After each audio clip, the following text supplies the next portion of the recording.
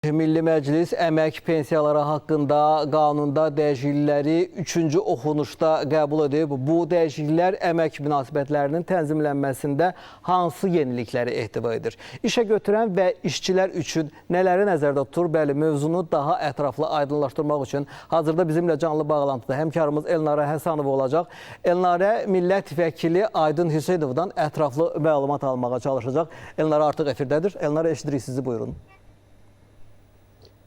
Bəli, Namiq, bugün Milli Məclisdə keçirilən plenar iclasda müzakirə olunacaq əsas mühüm məsələlərdən biri də əmək pensiyaları haqqında qanuna dəyişikliklər idi ki, hansı ki 3-cü oxunuşda qəbul olunub, hansı dəyişikliklər nəzərdə tutulub, hansı dəyişikliklər olundu. Bu barədə bizə ətraflı məlumatı Milli Məclisin deputatı Aydın Hüseynovdan eşidəcəyik. Aydın müəllim, xoş gördük sizi.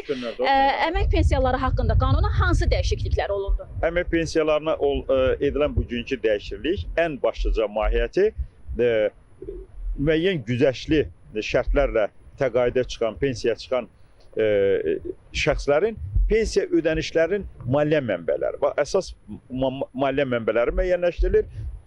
Burada maliyyə mənbəyi olaraq dövlət büdcəsi göstərilir. Çünki əsasən pensiyaların ödənişi pensiya fondu hesabına, orada yaranmış kapital hesabına ödənilir və yaxud da dövlət pensiya fondunun vəsaitləri hesabına. Ancaq burada isə birbaşa dövlət büdcəsinin hesabına ödənilir. Bu isə bir daha onu təsdiqləyir ki, dövlət büdcəsi ölkə vətəndaşlarının güvənc yeridir.